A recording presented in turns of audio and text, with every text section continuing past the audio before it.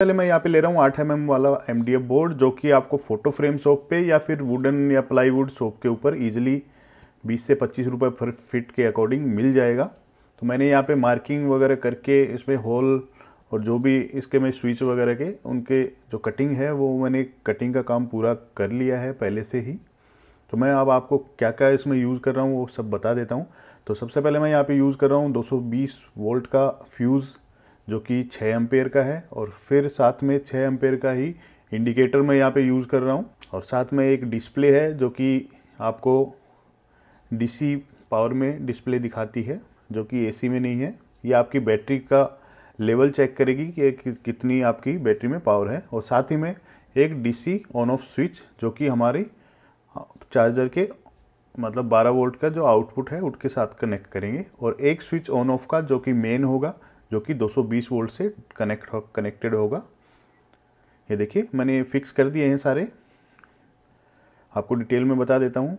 जो कि आपको डिस्प्ले के अंदर दिखाई दे रहा होगा, रेड और येलो वायर ये एक साथ कनेक्ट होंगे और ब्लैक वायर नेगेटिव के ऊपर। तो साथ में मैं एक ट्रांसफॉर्मर ले रहा हूँ दोस्तों, जो कि हमारे डेस्कटॉप यूपीएस के अंदर जो ट्रांसफॉर्मर आता है सेम वही ट्रांसफॉर्मर है। ये 5 एम्पेयर का है और यूपीएस के अंदर ये 10 एम्पेयर का करीब आता है। तो इसमें अगर आपके पास रोटरी स्विच है तो आप एम्पेयर को कम या ज़्यादा कर सकते हैं।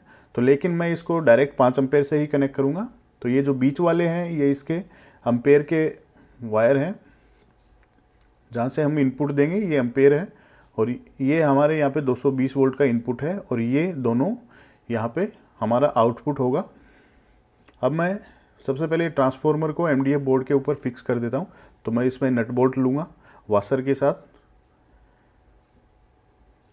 ये देखिए यहाँ पे मैंने 2 लगा दिए हैं और ट्रांसफॉर्मर को भी इसके ऊपर फिक्स कर दिया है। तो मैं इसी को वाशर के साथ ही कनेक्ट करूँगा ताकि जो होल है उसके साथ आसानी से मैच कर जाए।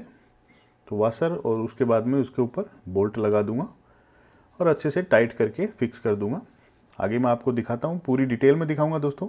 अब मैं यहाँ पे 2 कोर 220 वोल्ट की 6 एम्पेयर की केबल ले रहा हूँ, जिसको मैं नोट लगा के यहाँ पे होल्ड कर देता हूँ ताकि हमारा जो कनेक्शन है वो लूज़ ना रह जाए और हमारा जो सर्किट जो भी हम बनाएं वो ईजिली चलता रहे। तो मैंने यहाँ पे नोट लगा दिया और ग्लू गन की हेल्प से इसको फिक्स भी कर देता हूँ, जो कि एक जगह से दूसरी जगह मूव ना करे। तो सबसे पहले मैं यहाँ पे एक वायर ले रहा हूँ 220 वोल्ट का, कोई भी एक वायर ले लीजिए। तो मैं ट्रांसफॉर्मर के इनपुट में जब आपको मैंने बताया था तो उसी में एक वायर में डायरेक्ट कनेक्ट कर दूंगा और एक वायर यहाँ पे हम इंडिकेटर का भी कनेक्ट करेंगे, जो कि हमारी पावर सप्लाई के साथ होंगी। और जो दूसरा इनपुट 220 वोल्ट का एक वायर है वो हम डायरेक्ट फ्यूज से कनेक्ट करेंगे। और जो फ्यूज से जो आउटपुट हम लेंगे वो मैं डायरेक्ट यहाँ पे स्विच के साथ कनेक्ट करूँगा, जो कि स्विच के इनपुट में होगा। और स्विच का जो आउटपुट कनेक्टेड वायर होगा दोस्तों वो मैं इंडिकेटर और फिर बाद में ट्रांसफॉर्मर के इनपुट वायर में कनेक्ट कर देंगे। तो हमारा जो 220 वोल्ट का इनपुट आउटपुट का जो कनेक्शन है सर्किट है वो कंप्लीट हो जाएगा। उसके बाद में हमारा 12 वोल्ट का है जो कि हमारा चार्जिंग का होगा। और हम जो इंडिकेटर के वायर हैं दोस्तों तो उस पर थोड़ा वायर और अटैच मैं कर देता हूँ क्योंकि ये वायर छोटे हैं। तो मैंने इनका दोनों वायर डायरेक्ट ट्रांसफॉर्मर के जहाँ पे इनपुट लगा है वहीं साथ में कनेक्ट कर देता हूँ। जैसे ही हम स्विच ऑन करेंगे, स्विच ऑन करते ही हमारा जो मेन इंडिकेटर है वो ग्लो करेगा। तो ये कनेक्शन करके मैंने पीवीसी टेप यहाँ पे लगा दिया है इसके ऊपर ताकि कोई फॉल्ट का इशू ना रहे।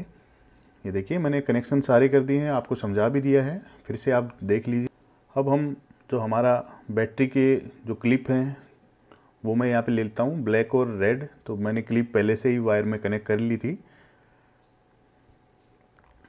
अब जो 2 होल उसके अंदर मैंने पहले से ऑलरेडी किए हुए थे उसके अंदर से निकाल के पहले हम सारे कनेक्शन मैं आपको डिटेल में बताऊंगा। तो मैं यहाँ पे एक 6 एम्पेयर का डायोड ले रहा हूँ जो आपको एनोड और कैथोड है। तो जो सिल्वर लाइन आपको दिखाई दे रही है ये हमारी आउटपुट की साइड रहेगी, यानी कि जो हमारा 12 वोल्ट का जो बैटरी चार्जर के जो आउटपुट होगा वो होगा। और जो दूसरी साइड है वो ट्रांसफॉर्मर के ऊपर कनेक्ट होगा। तो ये दोस्तों जो ट्रांसफॉर्मर है ये एल्युमिनियम वाइंडिंग के साथ है तो इसके ऊपर हम सोल्डरिंग नहीं कर सकते, लेकिन जो हमारा डायोड है उसकी लेयर के ऊपर सोल्डरिंग ईजिली कर सकते हैं। तो एक छोटा वायर मैं यहाँ पे लेके, क्योंकि जो डायरेक्ट अगर हम कनेक्ट करेंगे तो उसका वायर छोटा पड़ जाएगा, तो इसलिए मैंने डायोड के ऊपर एक वायर कनेक्ट किया और स्विच के साथ कनेक्ट कर दिया, जो कि हमारा पावर सप्लाई जो कि चार्जिंग में जाएगी उसके साथ इनपुट में कनेक्ट कर दिया। और आउटपुट के लिए मैं अलग वायर लूँगा, तो उससे पहले जो हमारा नेगेटिव वायर है उसका मैं कनेक्शन कर देता हूँ। तो जो ब्लैक वायर है दोस्तों, जो कि डिस्प्ले का है और आउटपुट का है और जो ट्रांसफॉर्मर से आया है, वो तीनों वायर एक जगह मैं यहाँ पे कनेक्ट कर देता हूँ। ये देखिए, मैंने तीनों को एक साथ यहाँ पे कनेक्ट कर दिया है।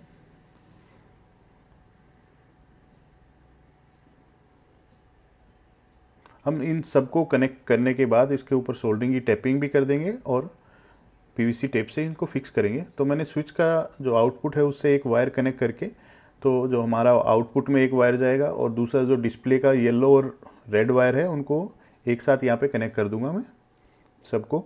और सबको कनेक्ट करने के बाद दोस्तों इसके सोल्डरिंग के ऊपर पेस्ट करके और पीवीसी टेप से इनको फिक्स कर देता हूँ। कहीं भी कोई भी फॉल्ट का इशू नहीं रहना चाहिए दोस्तों, कोई वायर एक दूसरे से टच नहीं हो, ताकि हमारा जो चार्जर वो ख़राब ना हो जाए। तो मैं जो हमारा आउटपुट है उसकी जो क्लैंप है, उसकी जो वायर है उसके ऊपर मैं या ग्लू गन की हेल्प से फिक्स कर देता हूँ, ताकि जो हमारी क्लैंप आउटपुट वायर है वो ख़राब ना हो। तो मैं हमारा जो चार्जर है वो कंप्लीट है बनके। अब मैं इसको बॉक्स में पैक करूँगा। तो मैं एक यहाँ पे एक 8 mm की जो MDF बोर्ड की शीट है वो कनेक्ट करके दिखा देता हूँ। बाकी मैं पैक करने के बाद आपको दिखा देता हूँ। ये देखिए, तो सबसे पहले इसके जो नीचे के जो पैर हैं वो मैं यहाँ पे लगा देता हूँ। अगर बिना पैरों का होगा तो ये इधर उधर हिलता रहेगा।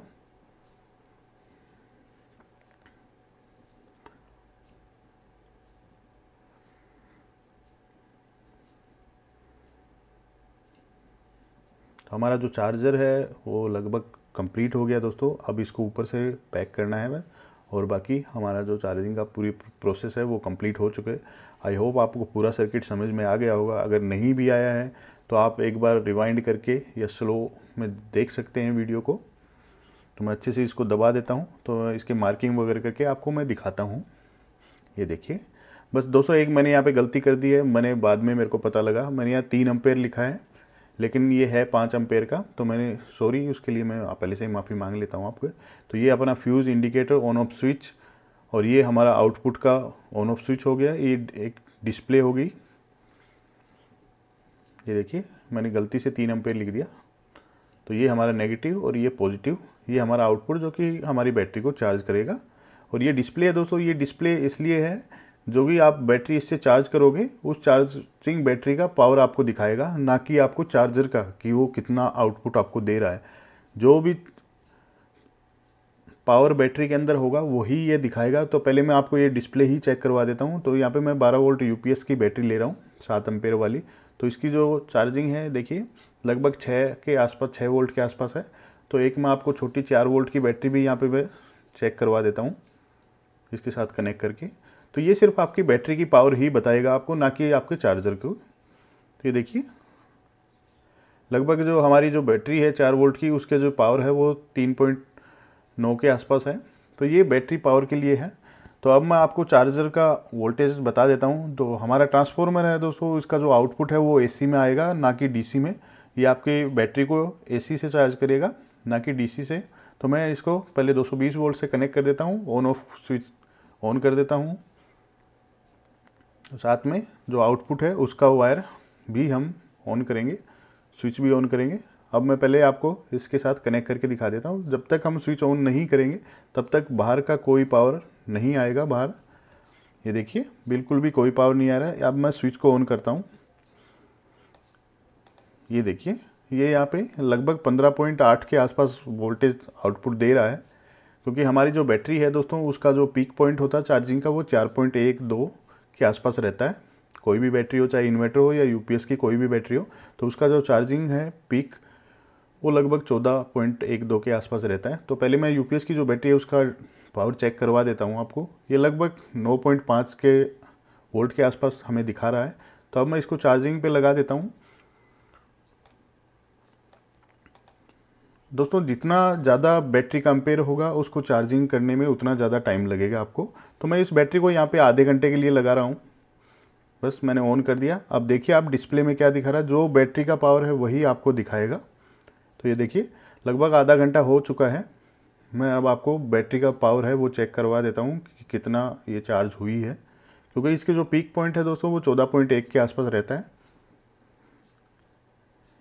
ये देखिए लगभग 13.1 वोल्ट के आसपास ये चार्ज हो चुकी है। अब मैं आपको इसकी डिस्प्ले का टेस्ट करवा देता हूँ। मैंने स्विच वगैरह सब बंद कर रखा है। ये देखिए ये आपको बिना स्विच के भी बताएगा। तो ये देखिए